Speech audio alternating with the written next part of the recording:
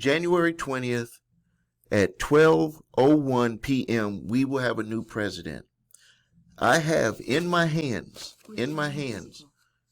some rulings that will be reversed by executive order on right after President Trump finishes walking and goes right into the Oval Office.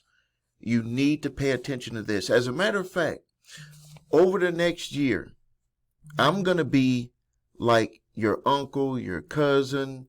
Some of you I might be like a grandfather figure, your brother, to give you advice on how to maneuver through this new world that we're going to be in regarding credit and debt. And also I want to talk about something too, is that we're not going to be talking about some shortcut stuff. Your credit does matter. And if you want long lasting credit, forget about the shortcuts. We don't talk about doing any quick fixes like credit sweeps and stuff like that. And also, we don't want to give you bad information like don't go and buy a house. There were several people talking about not going and buying a house. And I was looking at a recent news report where landlords were conspiring together to either keep rents at a certain level or to raise rents. And some of those rents went up as much as 25 to 50% in some neighborhoods. I'm not going to be the one that tells you your credit doesn't matter, because you should understand by now that if you are living with bad credit, that means that you're paying more for the same things that people with good credit pay less for. By just working on your credit and getting your credit in order, you will automatically be able to save money moving forward without anything else changing. I also want to help you protect the most valuable asset that you have. What is the most valuable asset that you have? It's yourself. It's your sanity. It's your belief in yourself. Credit, debt, all of the people that are around us, our jobs, things that we do for other people, none of that matters if we are not able to take care of ourselves.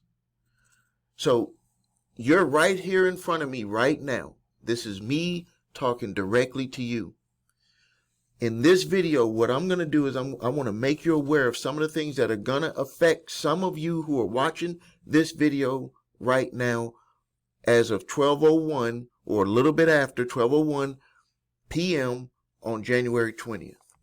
And if you're watching this video after that, you will see in full effect these things that will be getting changed by executive order. Number one, the number one thing that could be changed, from my reports, there's chatter about it being changed. Medical debt exclusion from credit reports.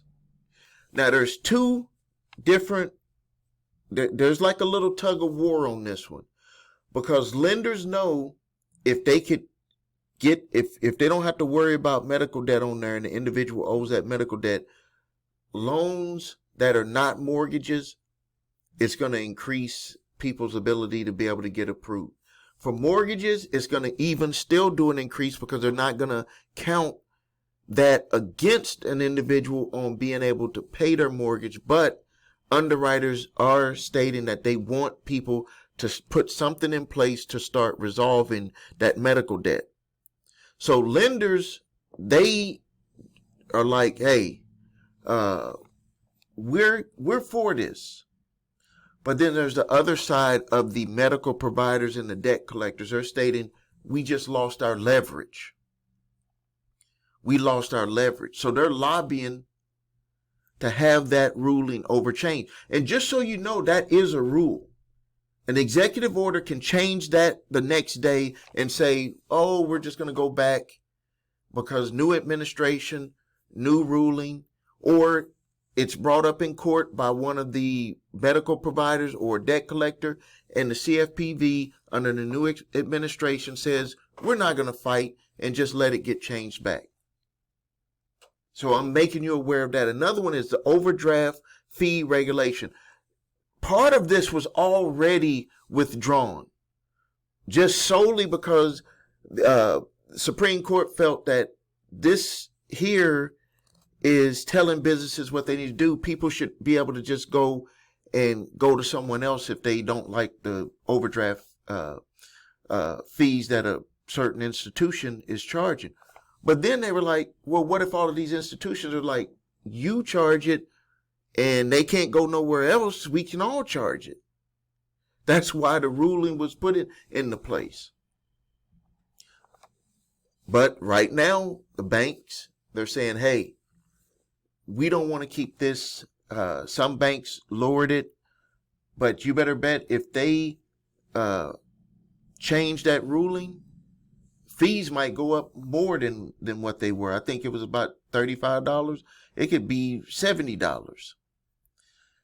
Who could imagine when they made the one fee where if you overdraft and then they do it by the day, that didn't even used to exist. You should just have an overdraft fee.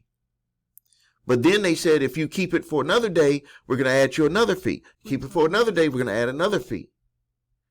So no one could imagine that. And it was like, why do you want to do something like that that puts the person in a worse situation if they're already struggling? These people don't care. They don't care.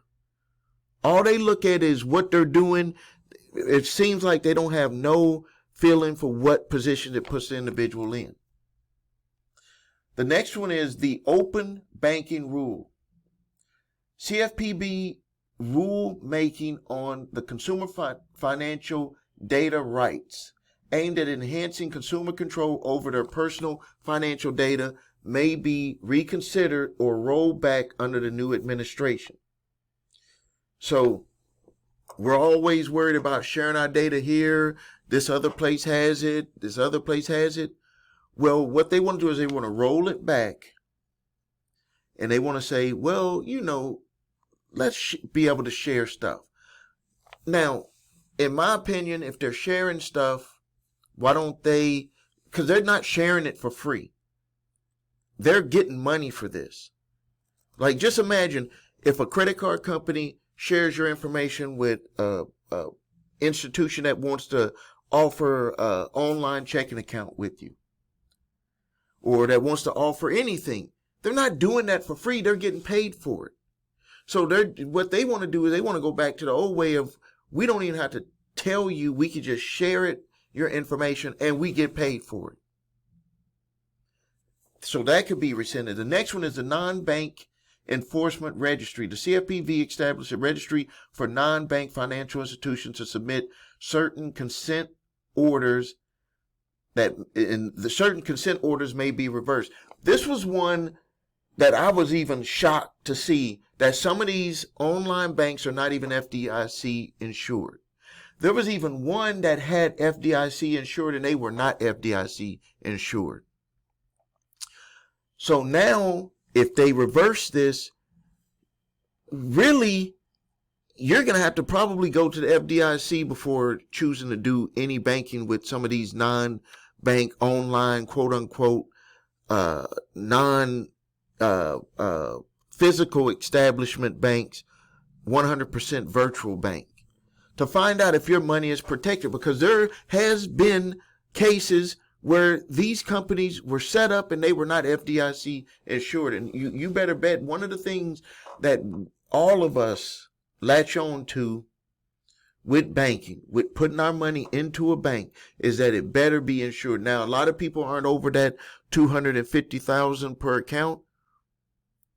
So a lot of people just like, hey, if I got 1,000, 2, 3, 4, 5, whatever amount, I know that if something goes wrong with the bank, FDIC insures my money. I'm going to get my money back.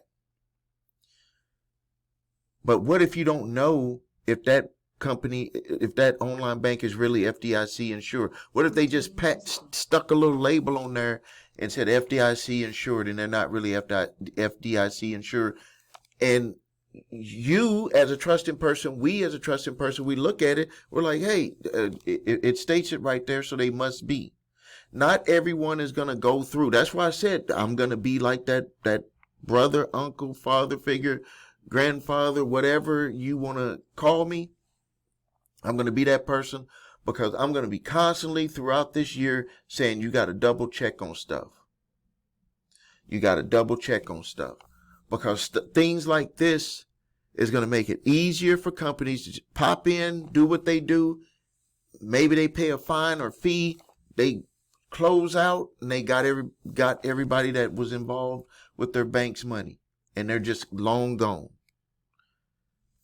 The next one is regulation on junk fees. Recent finalization rules involving fees deemed excessive or unnecessary by the CFPB, such as certain credit card late fees, may be targeted for rollbacks. So if you have credit cards and they're charging you all of these different fees, which are considered junk fees, that's the way that they make their extra money.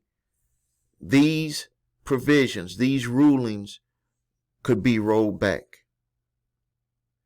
So now, how are you going to move forward in 2025 when it comes to your credit, when it comes to your debt, when it comes to if you have debt collectors that are just, sending you letters, if you have debt collectors that are calling you, if you have court summons where debt collectors or original creditors are trying to sue you, if you're barely making it right now with your bills, what is your plan to move forward in 2025? What is your plan? Because if you don't have a plan, that means that you're planning on letting whatever your problems are with what I just listed off, you're allowing them to do what they're going to do to you. And that means that you're going to be wasting another year of your time, really not moving forward in your life. So if you're ready to deal with this stuff, I invite you to go to my website, thecreditrepairshop.com. Watch the video, What Makes Us Different, so you can see my 8-point validation process, my 2-phase settlement process. If you need your credit reports and scores, go to the website your3scores.com. Grab your TransUnion, Equifax, Experian credit reports and all 3 scores, because you don't know where you're at unless you got all 3 complete credit reports and scores. That is the gasoline, the fuel to fuel your credit repair, to fuel you getting out of debt. It will tell you where you're at with debt and how you're doing from month to month. Links are below this video. If you have debt collectors coming after you, grab my 3-pack of letters, statute of limitations, debt validation, and cease and desist collection activities letter. Those letters can stop debt collectors in their tracks. You can be proactive instead of being reactive. Let's be proactive in 2025. Please like this video, subscribe to my channel, post your questions and comments. This is Stephen A. Williams, President and Founder of thecreditrepairshop.com.